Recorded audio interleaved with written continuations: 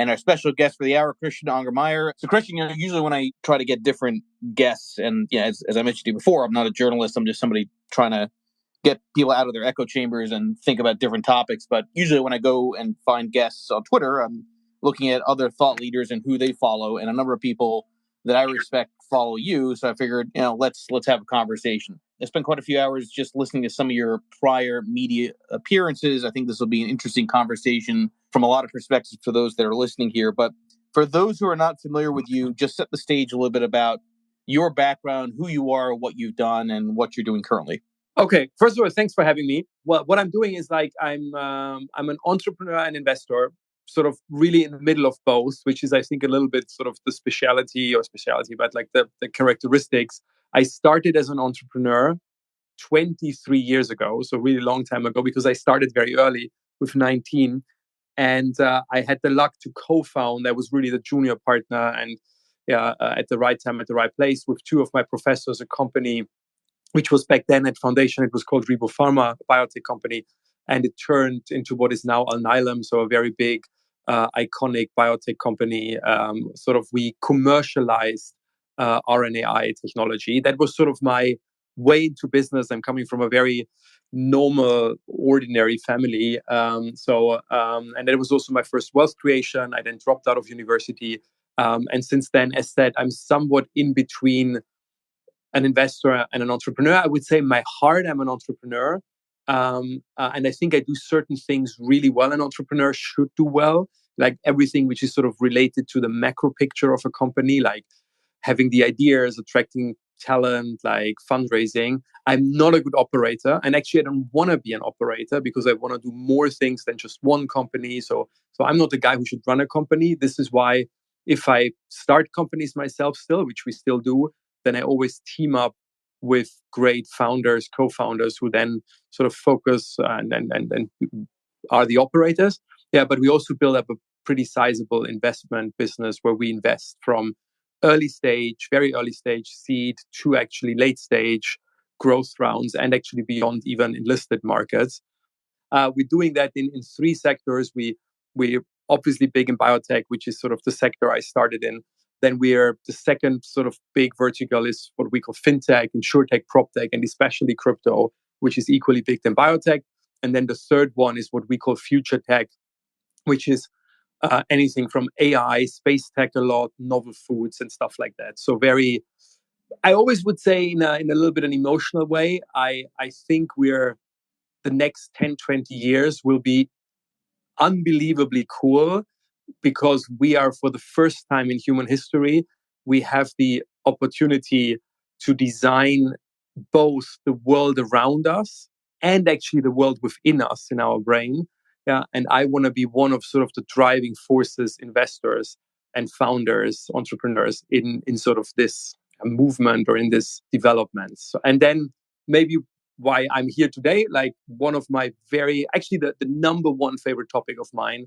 Second one is crypto, but the number one is psychedelics. So I think the world is going through a mental health crisis, meaning everybody thinks of COVID as a pandemic, but like the real problem of our time are mental health issues. And it's just getting started, like sort of for many reasons. I think, yeah, this is just the beginning of unfortunately long and massive crisis. Yeah. And I deeply believe that psychedelics are not the only solution, but one of the core solutions we have for this problem. And this is why sort of after discovering psychedelics for myself years ago, I started two companies, Compass and Atai, to medicalize or bring back these psychedelics into the world as a medical treatment for various mental health issues. Okay, so we're going to hit on your journey in understanding psychedelics in a second, but I'm curious. I've heard you say that you started the biotech company, I think, when you were 20 years old, and entrepreneurship is kind of an interesting subject. I mean, I myself have been an entrepreneur my whole life, but I'm curious, were your parents entrepreneurs? How did you get that bug at such a young age? No, zero. It was actually the opposite. Still, like if you would meet my parents, the good thing is they look like me, so I'm pretty sure they're my parents. But like, yeah, we always joking, like the apple couldn't fall further apart, so to say, from the tree. Like my parents are very lovingly saying that normal. My mom used to be a secretary, my father an engineer. Nobody in our family was entrepreneurial, and it's very very cliche what I'm saying now, but like it really started very early. Like when I was 6 years old, my parents still have, how I say, the first thing I wrote when I was learning writing in first grade were literally invoices for flowers which I was selling on the street. Yeah, and they still have these little, meaning very short, like, oh, this flower costs five cents or whatever. But like I was always like very entrepreneurial. I don't know why. And that then also lead me, like I had my first kind of serious company when I was 14, 15. I started tutoring first myself, but then I had sort of this massive revelation, which sounds so simple, but for me, it's still one of the memories about being an entrepreneur, that I was realizing if I'm just tutoring myself, then it's like sort of body leasing, and I just have a certain amount of hours per week where I can teach other children. Yeah, but if I would build up a brand for tutoring children and then hire other people, and then I get a margin on that, yeah, I get a cut. Yeah, that was like, oh my God, this is how I can make much more money. And so I started a tutoring business, which did really well for a child, like yeah, for a 15-year-old, which then, by the way, was the first money I had built up when I realized, so I was able to put in a little bit of money when we started Rebo Pharma, which then became Alnylam when I was 19, turning 20. So everything, and this is one of my big beliefs in life, that everything leads to the next important step. You just need to sort of a little bit trust in the process, or also trust in, I don't know, the universe, or however you want to call it, because you not always see that. So if I hadn't had the tutoring company, I wouldn't have the money, the little money, but the money, yeah, to sort of become one of the founders of Rebo Pharma and so on. I love that because you put a smile on my face talking about that. So I was reminded of when I was, a kid myself, and in 1992, I had this phase where it was all about comic books. Right, just bought a whole bunch of comic books. Was really collecting them, and I, myself had a lot of that kind of very young, early age entrepreneurial spirit. I remember, I don't know even where this I could even find this, but I remember I had literally created a VHS tape in the style of the Home Shopping Network, where I was basically highlighting comic books and putting prices, through this VHS. Me as this kind of, whatever 8, 9, 10-year-old kid, and then passing it around to my school friends, right, to try to get them to buy. So I think it's true when you're an entrepreneur, there's something that awakens in you at a much younger age than you might otherwise think.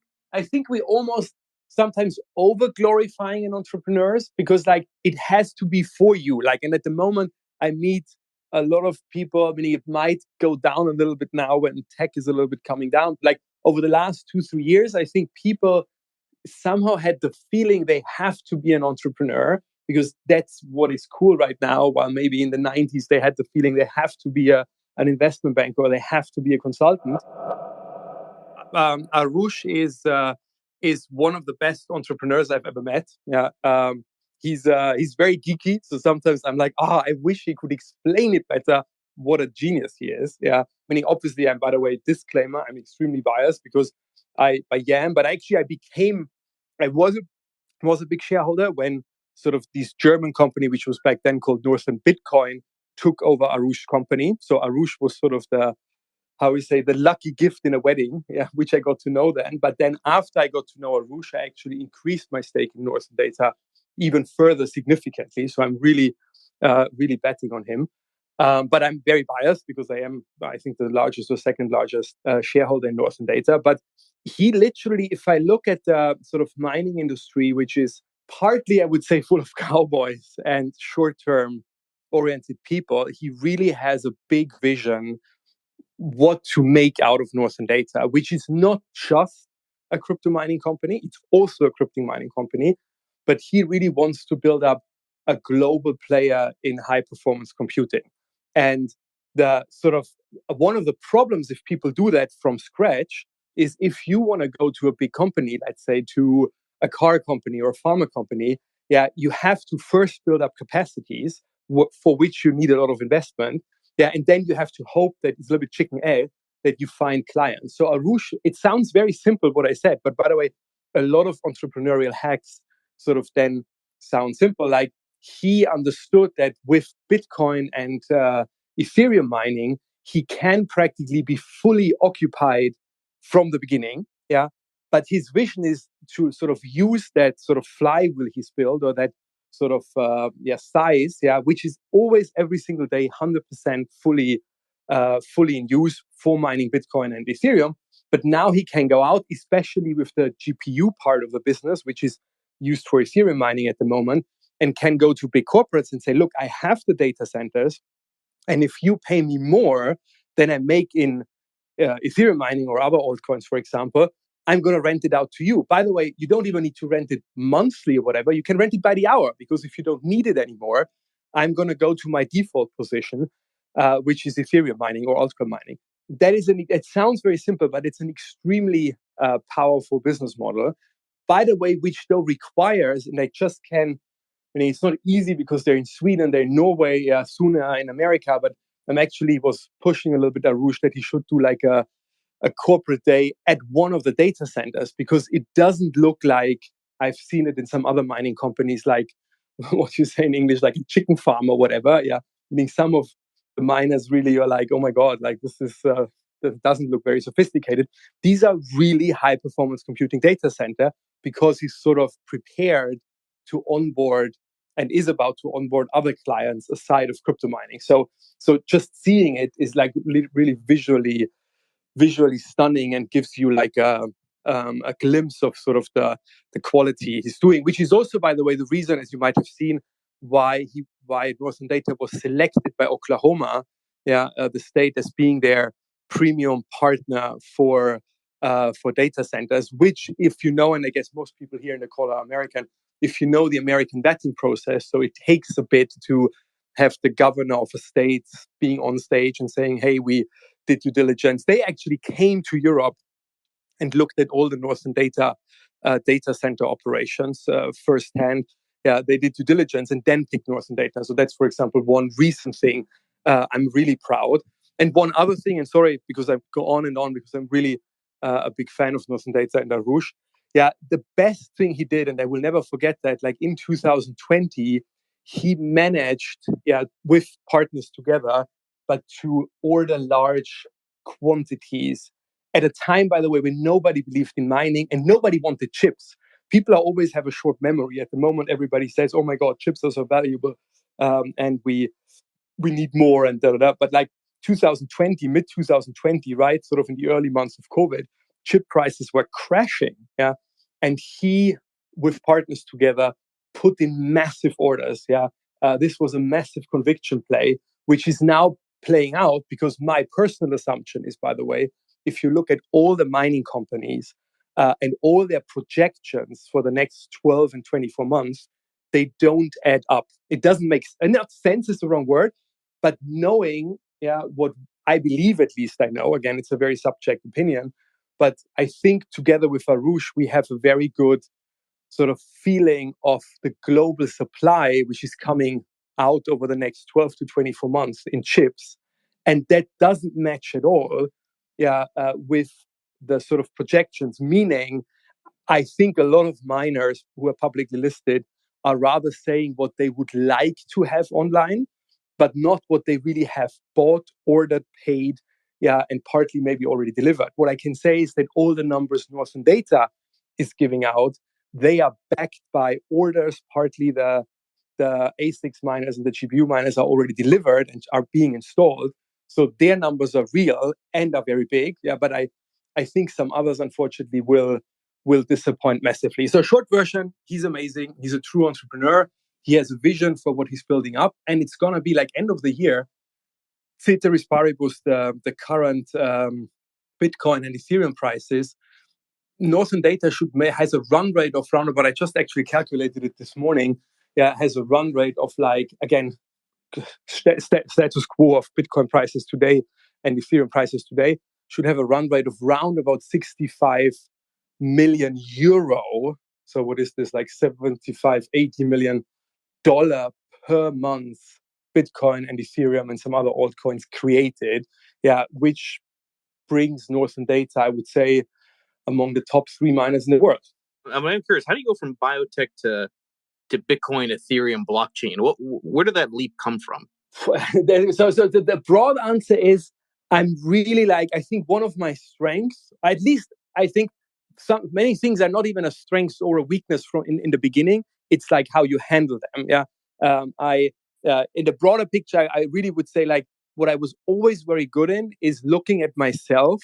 And first of all, by the way, starting with what do I want to do in life? I think, and I say this on every podcast because I think our society is completely not emphasizing this, or actually almost making it look bad to encourage people to really say, what do you want in life? How do you want to be? How do you want to live your life? Yeah, because that's so important. Because if you don't do what you sort of uh, what your soul in a spiritual way saying wants to do, you're not going to be happy. So, and I was always very good to say, okay, what do I want to do in life? But also, obviously, you have to align that.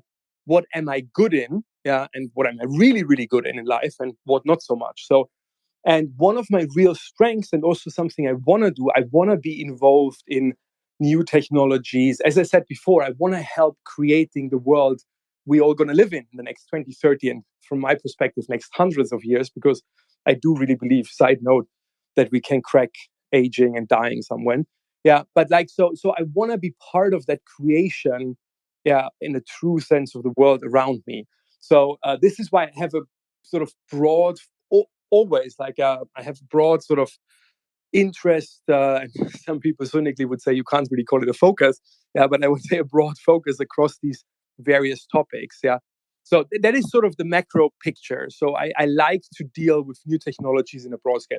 So on the micro side, I'm very driven by a mixture. I would say some people might call it a coincidence. For example, my entire psychedelic endeavor is based on really, again, and I believe personally that is sort of fate or whatever you want to call it, because there were so many things happening which led me to my first psychedelic trip. And then my first psychedelic trip ultimately led me to the creation of a tie and compass.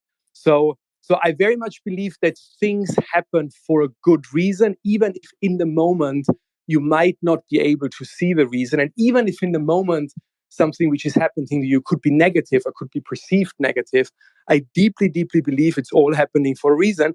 This is why I try really to go through life with I always call it cheesily like an open heart and an open mind, and see like what opportunities is the world presenting to me.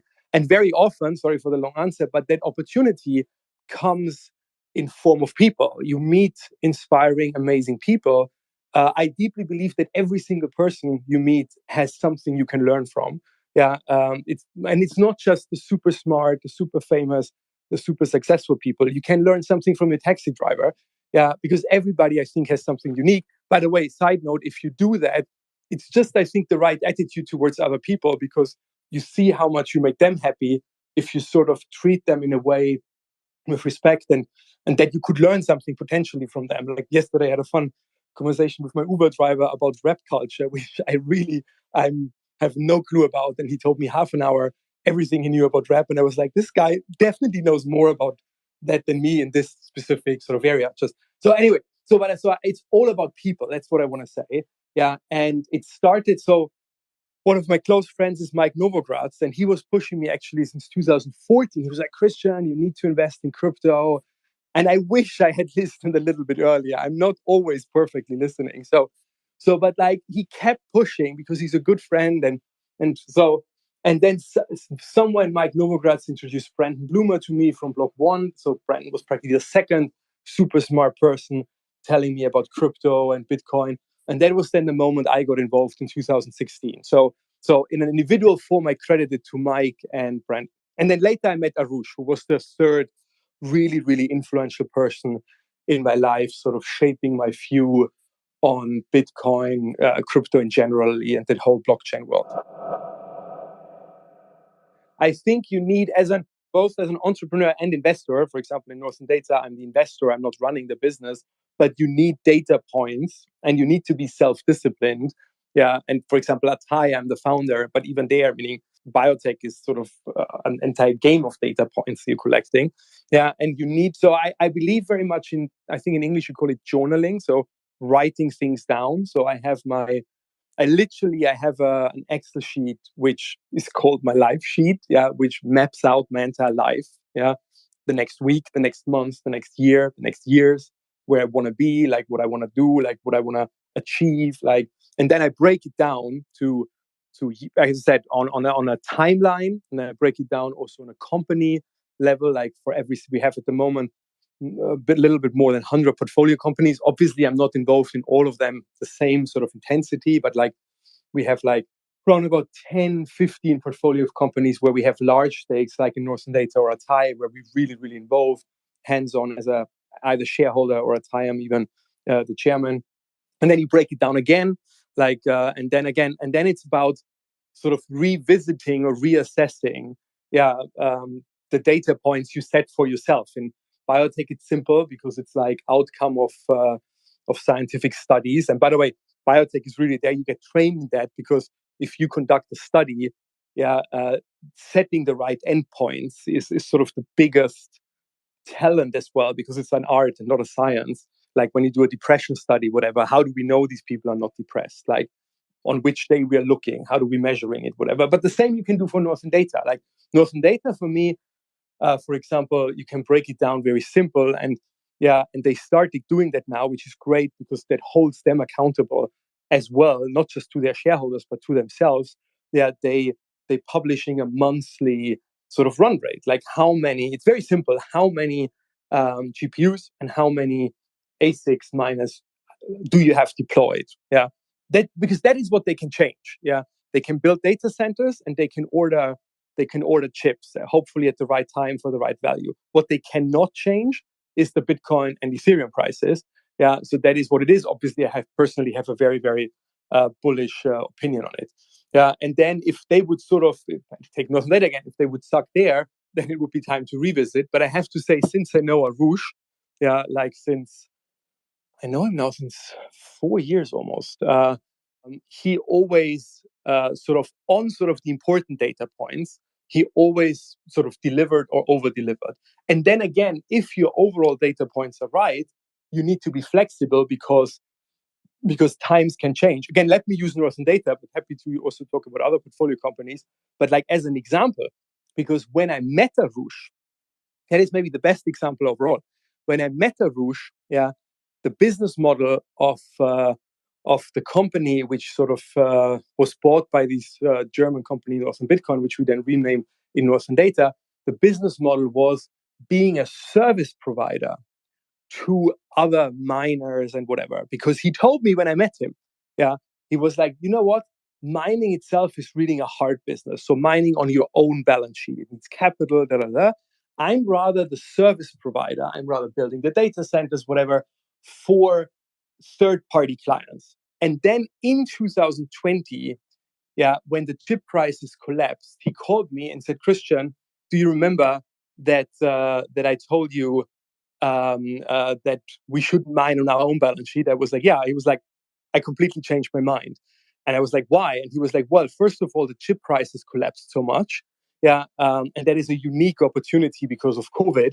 But second, these generation of chips, so these old few that the chips are constantly need to be renewed every 2, 3 years and whatever, that is not true anymore. So these chips have a way longer lifetime now." And he found some hacks, which I don't want to go into details because that's better for him to explain, how to get really large sized cheap energy. And he was like, in that combination, so the prices of chips where they were in 2020 and where Northern Data locked in a massive amount of chips, combined with sort of the longer, let's call it lifetime or duration, much, much longer lifetime of these chips, yeah, combined with this energy hack, practically changed the equation. And suddenly he was like, "Christian, now it makes sense that we are mining and that we're not sort of as little as possible give it out because like, why should we?" Yeah. And that is what I mean, like data points, observing them, but also reacting in a positive way to changes in the market environment and adjusting and being flexible. All right, so let's talk about this kind of journey to psychedelics and how you got interested. Because from everything I've heard about the way you live, you don't drink alcohol, you don't really party hard and you're very self-conscious of health, yet obviously you took a step and kind of went through the experience of a trip, right? And it, as you kind of talked about, changed a lot of things for you. So talk us through what happened, what got you involved, and where is there maybe a misconception when it comes to psychedelics? Okay. By the way, I love it. Like your questions are always very broad. So hopefully all of you here don't mind when I'm always answering so long, because they always like give me the opportunity to a little bit lay out my thinking. So first of all, by the way, it is because it's such a good, and actually my favorite example about what I tried to say before, about that I believe sort of life is actually always treating you well, even if you don't think it does, if you just sort of realize sort of the dots, or if you connect the dots and have a little bit of faith in the universe. So in my case, and the psychedelic endeavor is sort of the best example for it. As you said, I really, and I'm not exaggerating, I think I zipped alcohol like 3 times in my life, where it touched my lips when I cheered on New Year's Eve. But practically, I've never drank alcohol ever. I was never tipsy, whatever. I never smoked a cigarette, never smoked a joint, never took cocaine, never did anything. I do coffee, and I do have a little bit of sweet tooth, but that is already like where I'm really, really worried about these two drugs, sugar and coffee. But this is where I drew the line. And I was like, I'm not doing anything. Why? Because I really had the feeling I was always very happy, which I really realized early on, already in high school, that this is not sort of the normal state of mind. People like, I never had, I did have puberty, thanks God, yeah, physically, but like I never had a bad time. I never had this time where, I don't know, younger people have troubles, where their place in life is. It all went so smooth for me, and I don't think I'm dumb. Yeah. So when I looked at it, like when I was 14, 15, when my friends started drinking, I was like, I do think I have the genetic jackpot with my brain, always happy, not dumb. Let's not jinx it. I vow to myself, I will never put something in my body which sort of is influencing my brain, because my view was it just can go wrong. Don't rock the boat. And the only way to sort of sustain that, which is, by the way, very sad, and if you try not to drink alcohol, you realize how big the social pressure is. And the only way to escape that social pressure is to really ostentatively be a teetotaler, to not drink. So everybody knows in my circles, whatever, Christian is not touching it, which saved me a lot. I did business in China, whatever, in all these places where you're normally forced to really drink hard. I never did. So, and then it came one very important day, which just hindsight, I realized how important the day was. So and this was 2013, I was at a dinner with friends, birthday dinner, and one of the friends said, Christian, can I introduce you to Rainer? He's a very famous neuroscientist. Yeah. And he can loosen you up. Yeah. And tell you that you're not going to die if you drink a glass of alcohol. Yeah. And then you're going to cheer with us all and drink a little bit. And I was like, this is very nice. And I'm very, very interested in the brain, because I always interested in how can I be better, like work harder, be smarter. I love the movie Limitless. So I was like, I'm super happy to be seated next to that guy, but no, thank you. I definitely will not drink alcohol. So I was sitting with that guy, and we went then, which was fascinating. And by the way, everybody who's online, do me a favor and Google, if you put into Google David, like the name David, then new word nut, Nutt, and then new word chart, like the chart. Yeah. So he showed me this famous chart of famous neuroscientist David Nutt, who really looked at all of the legal and illegal drugs which are used recreationally, and was checking out what is actually their risk profile. Yeah. And the surprising outcome is that alcohol, in a comprehensive risk view, is the most risky and dangerous drugs of all, slightly followed by heroin. Doesn't make heroin any better, yeah, but shows you how bad alcohol is. And then followed by everything else which you think is bad, like crack cocaine, whatever. And then at the very, very, very end of the chart, practically zero risk, come all the psychedelics. Yeah. And he was like, Christian, I can't tell you alcohol is good. It's really bad. Everything else is really bad. The only thing you should do in your life is psychedelics. And I was like, you're clearly insane. This is illegal and da da da.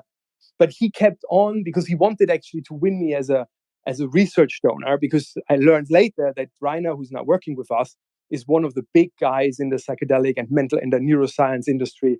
Yeah, he actually did his PhD with legendary Albert Hoffman, who invented LSD. So Rainer, which I didn't know, and by the way, again, fate, the universe, however you want to call it, placed me next to that guy. And he started sending me for over a year all the research out of the 50s and 60s.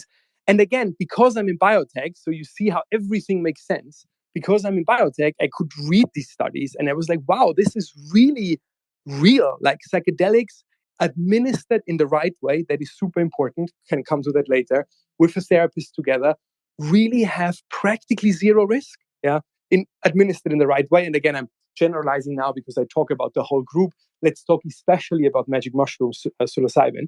Yeah, and then they have this massive potential to cure mental health issues. But I was still thinking, no, thank you, because I don't have a mental health issue. Yeah, and then 1 year later, I was in the Caribbean with my best friends, Julian and Landon, who, by the way, I'm going to see right after that podcast for lunch here in LA. Yeah, I owe them so much. Yeah, and they are very hippie, and they suddenly pull out mushrooms, like real mushrooms. They looked like mushrooms, dried ones. And they were like, well, we're doing that regularly. I was like, oh, I didn't even know. Like, and they were like, want to do it with us? Yeah. And because I had read so much about it, but it's so important, like everything has lined up to that. Without meeting Rainer, without reading all of it, whatever, I would never, ever have done it. But I was like, okay, you know what? Something is pushing me to that. Let's do it. You know, and I had my mushroom trip, my first one. And hands down, I can't emphasize it more or enough. Like it was the most meaningful, important, valuable thing I've ever done in my whole life. And that saying, as a person who really, I'm not making that up, was always very happy. And I was like, holy shit. Yeah, if it's giving this amount of positivity, add on serenity to me as a happy, healthy person, I do believe that is all true. What I can read in the 50s and 60s, that this has the potential to cure mental health issues. Yeah. And then it took me another 2-3 years because like everybody I told that said, Christian, you can't do that. Like, meaning, by the way, the world has changed a lot since then because my closest friends were like, don't talk about it. And I was very shy. I would never have gone on a podcast, whatever. Yeah. And everybody said like, even like sort of very, very sort of forward thinking and people like were like, this will never ever come back. The ship has sailed. Forget it, Christian. Don't do it. It's going to ruin your career. My answer was always like, look, the only person who can ruin my career is myself because I'm self-employed. I do whatever I want. Yeah. And then finally, by the way, again, I don't want to take too much time for anecdotes, but like again, via really crazy, crazy circumstances, which I personally would really say it's fate. I met George and Katya, who were thinking of starting Compass, yeah, which is a company focused on the medicalization of magic mushrooms. And then we started Compass together in 2017. Then we had our first FDA meeting, which went way better because I was very convinced it works. The big question mark was like, what is sort of the establishment, the FDA saying? And they were actually open. Why were they open? Because we follow a very strict medical approach. I personally deeply believe, yeah, these drugs have an enormous value for humanity, which goes, if you want, we can talk about that later, like even beyond just curing mental health issues. However, if I look into history, and I'm a history geek, they were always used, the 60s were an exemption. They were always used in a very ceremonial, organized way, always with a guide together, which in the past 5, 6, 7,000 years were shamans, priests, religious leaders. And the shamans of our times are psychotherapists. So we deeply believe they should be available in the medical system, but they should be just taken with a psychotherapist together, because this is how they're unfolding really the full power. Yeah, and that was an approach the FDA could get sort of accustomed with because and when that happened, last sentence, I was like, wow, wait a moment.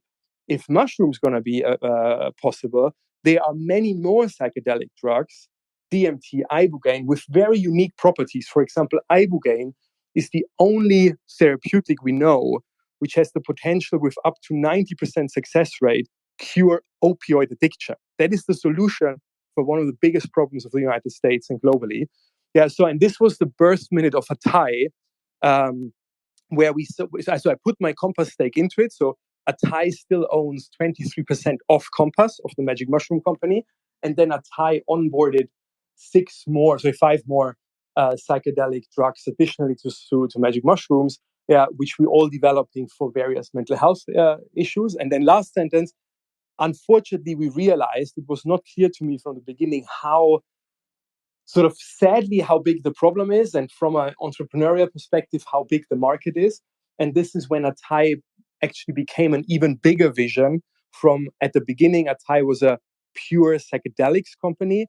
Now we actually a very broad mental health company having 6 psychedelic drugs, and then 6 non-psychedelic drugs, but all focused on curing mental health issues.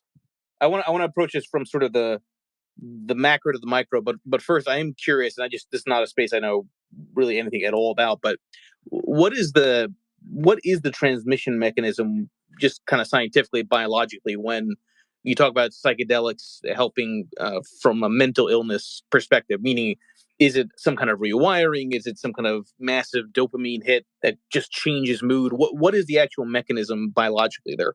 So there is two. I don't make it too medical, but there is 2 big effects psychedelics are doing. So the psychological one is that everybody of us has a part of our brain which compiles our ego.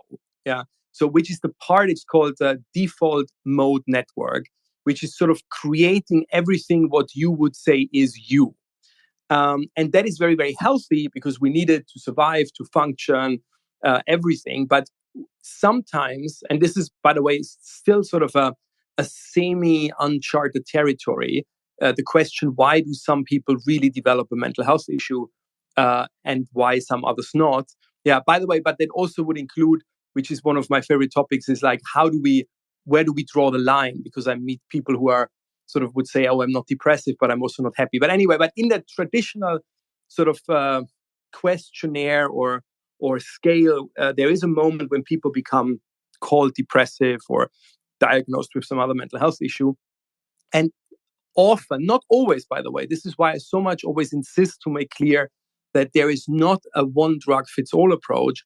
And while I believe psychedelics are the biggest sort of group of weapons we have to fight the mental health crisis, we need actually more interventions because the root causes for mental health issues are multifold. But like often, very often, actually, in the majority of cases, it is a psychological bad thing, issue. Like the 3 ones, how I would define it again, and then it becomes a little bit cheesy, but I think it explains it very well. The 3, I think you can summarize them as either a trauma, and by the way, trauma, people then immediately think of war traumas or being raped, which is obviously the big ones, but a trauma can also be something small which happened to you in kindergarten and you don't even know it anymore. But like you sort of it's stored somewhere in your subconsciousness and creates a problem. So trauma is one route. Then the second route is existential fear, which is just in a second case about yourself. Most people, and again, we lost so many techniques in the Western world to actually cope with these sort of issues. This is why I think they're so on the rise. Like sort of the biggest fear all of you in the call here have is about your loved ones, your children, your partner, your parents, them dying or having bad accidents, whatever. And that is like a constant trauma, a constant fear in your brain. And then obviously, secondly, you're worried something could happen to you, which is, again, some people can work through it. But for some people, it is the start of a mental health issue. And the third one is loss of connections, meaning so not feeling connected to the world and to other people, which, by the way, side note, COVID made so worse. So all of these emotional things can lead to a mental health issue. And the problem is, again, I'm speaking now not really medically, but try to explain it. These issues then are happening or are buried in your subconsciousness. And even when you seek therapy, your consciousness, your ego part is so strong of denying it or managing it away that the therapist, even if he or she knows where the problem is, they can't literally get across or they can't bypass the ego in order to really go where it really would be necessary. Let me give you a very concrete example. A friend of mine, she was raped when she was a child and she was aware of that. She had severe depression, but she kept telling her psychotherapist, this is not the reason. I'm over it. Yeah, this is in the past. There must be another reason for my depression. And the psychotherapist was not able to either help her, because obviously she didn't leave it in the past, but her ego, her mind was so strong in denying that, but her depression became bigger and bigger till it became suicidal. And then she actually did a psychedelic trip with a shaman. And what happened in that psychedelic trip, and now to explain, your ego is shut down. Literally, your default mode network is dramatically reduced or put to zero, whichever psychedelic you take. But in the moment your ego is shut down, that's the very interesting and spiritual point. Something else is emerging. You can call it your inner voice, you can call it your soul. Like different people use different, and it's a little bit sad normally when you use religious terms, then people are immediately like a little bit like hesitant. But like something is there, which is always there, and you realize it, but you can't hear it because your ego is so pounding and so loud. And in my friend's case, she was able in her subconsciousness to revisit, which was not funny, by the way. That's important. These trips can be really, really deep and hard, but you need them. She was able to go back to when the rape happened, more than 20 years ago. But she realized that her sister, which was even younger, was in the room, and that she deeply hated herself for having her sister see that. And she hated her parents for not intervening, although her parents didn't know. So it was not rational because she never told her parents. The only person she did not blame was the asshole who raped her. Yeah. And suddenly she was able to see all of that and see that trauma and that pain, which her ego was sort of pushing away. And she came out of that. Um, and then she had really made peace, and she went to her parents. She told them, they went to the police, and she never had depression again. So, sorry for that long story, but that shows you that psychological sort of power of psychedelics, which you cannot get with anything else because it's the only sort of group of drug we know which are regulating down this default mode network, and allowing you to sort of get the healing work done with yourself and with the help of a therapist, without your subconsciousness being guarded. So that is sort of the psychological aspect of psychedelics. Then there is a second one, which is, by the way, equally important. Literally simplified said, after a psychedelic trip, your brain is a bit growing.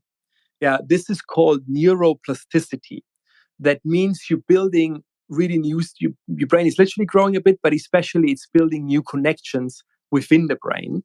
And that does two things. It's kind of overriding old habits. And as you said before, it's kind of a restart for the brain. You come out of this psychedelic trip, you have solved your problems, or at least realized what your problems are. And then the neuroplasticity is providing you sort of the opportunity to really change your life in a big way. So it's working perfectly together with that sort of experience you just made. As a side note, this is what people are seeking when they do microdosing. So microdosing means you take so little that you're not tripping, so you don't have that psychological experience, but you create this neuroplasticity, which can be. So I'm not a fan of microdosing, mainly because it's really not scientifically researched well. Yeah, but I can see the point. I would just always say, oh, get it with a full trip. So as a side effect, so to say, that neuroplasticity, if you look at the brain on a brain scan, is literally making your brain younger. Because I'm trying to look in parallel, like on the pictures, who is here in the chat group. I guess most people here are older than 30. Yeah, and someone when you're older than 30, your brain starts gradually sort of declining in terms of creativity, in terms of novelty, whatever, not in terms of intellectual capacity. That is happening hopefully never, and if so, at the very end. But like already from 30 on, yeah, you're declining in terms of all these sort of creativity, how you look at the world, and there's many consequences of that. Think about when you made your best friend. You normally make friends when you're younger. Suddenly you're not as creative anymore whatsoever, and actually your brain is boosted back after a psychedelic trip for good, or at least for a long time, not just for a day or so, into a youthful state. And so practically you get back the creativity, the innovation power, the optimistic view on the world which you had when you were in your 20s. And by the way, coming to a question like how did I jump from biotech to fintech and crypto, whatever, I do think that because I'm not 20 anymore, that sort of also psychedelics as a side effect give me sort of the strength and the curiosity and the interest, and the creativity to constantly sort of act like a young person. And by the way, that's the dream case for all the investors in the call and all the entrepreneurs. This is what you really want. You want the experience of a 40-year-old or of a 50-year-old. Experience is amazing, but unfortunately, experience goes hand in hand in a normal aging process with a loss of creativity. And what you ideally want is the experience of an old guy, with the creativity of a young one, and that which is sort of a side effect, psychedelics can give you. Okay, so assuming that this is sort of a direction that is ultimately inevitable, as a lot of people that would argue with cannabis have been saying for many years, we've seen that, in the case of cannabis, for example, it's taken much longer than even the most optimistic scenarios, in terms of adoption, right? You're having these kind of, but it's it's super important. I'm very, very adamant on that. Psychedelics or mental health and cannabis has nothing to do with each other. Sure. No, but right. No, but what I'm saying is that people, I think, would equate. It's like it's a but also it's different because cannabis people try to make and are trying to make it. By the way, cannabis is also much weaker. It's just different. Sure. But people trying to make it legal, consumer legal, which is a completely different process and whatever. Psychedelics, I don't think will be legal within at least the next 10 years. And they should not be legal.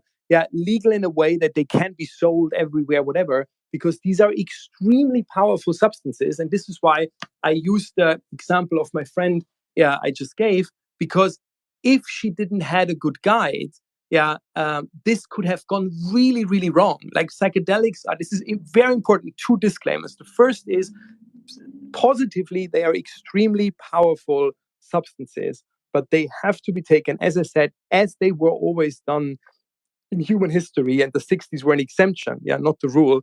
They have to be taken with a guide. And so we believe they should be just medically approved, and actually narrowly medically approved, that you can't even take them home with a prescription, but just like take them with your guide together. And second, as a disclaimer, because I'm so enthusiastic about it, and hopefully rightly so, but at the moment they are not legal, they are illegal in the Western world.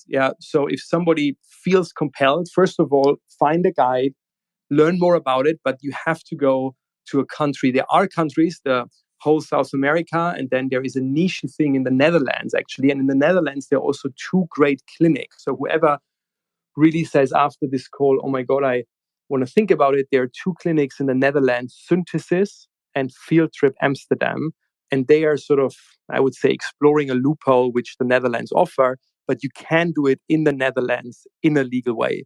But it's really important. I'm not sort of endorsing that you should go out, A, because you need a guide, and B, because it's not legal in most of the Western world. And when I say I did it, I really, because obviously I'm also running a company in that sector, I'm doing it in a compliant way in a country where it's legal. Right. Okay. So let's kind of wrap up with that point. For those that are curious about the space, recognizing the complications with legality in different parts of the world, how does one even think about investing? Right. I mean, a lot of people that are here can be thinking about from the standpoint of public markets, and I'm sure there's many companies that are on the side, maybe dabbling or trying to advocate. But how do people actually get exposure to this as a potential longer term investment thesis? You're rolling out the red carpet for the answer. And it's obviously, again, as I said, with Northern Data, it's a very biased answer because it's my company. But I deeply believe with Atai, and the Nasdaq ticker is ATAI. We created the leading by far, I would say almost one of the one and only. I know a lot of companies use their headlines now, oh, I'm doing something with psychedelics, but because we were so early and because meaning we invented that whole medical renaissance. Yeah, we didn't invent it because again, it's used in thousands of years, but in this millennia, we were the first one, yeah, who brought back the idea of medical use. And because we were the first one in this millennium, and we had a lot of funding from the beginning, because I had the unusual lucky situation that I'm, as a founder, was also able to invest significantly. So I invested $40 million over time in Atai because of all these reasons. And friends were supporting me, like Peter Thiel and Mike Novogratz very early. Yeah, we were able to practically roll up all the intellectual property and patents which were still there, or recreate new ones. So I can't put a number on it, but I would say Atai represents the vast majority of both substances and indications, yeah, protected by patents, which you can think of. So practically, we are a little bit the psychedelic industry. Again, I'm talking my own book, but I hopefully get across, yeah, even if it's just voice, how much I both believe in the substances, in Atai as the company. I think we're doing exactly the right thing. We're progressing super well. We have great data readouts. Both we had it last year. We have great data readouts in front of us, and it's also I would say Atai is the most meaningful thing I've done so far to contribute also a little bit to the world. Yeah, no, very good.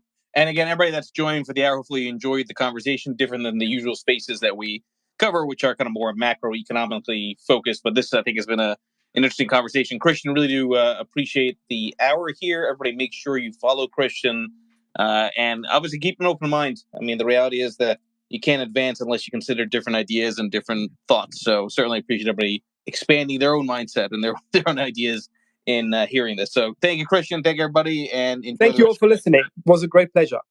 Thank you, everybody.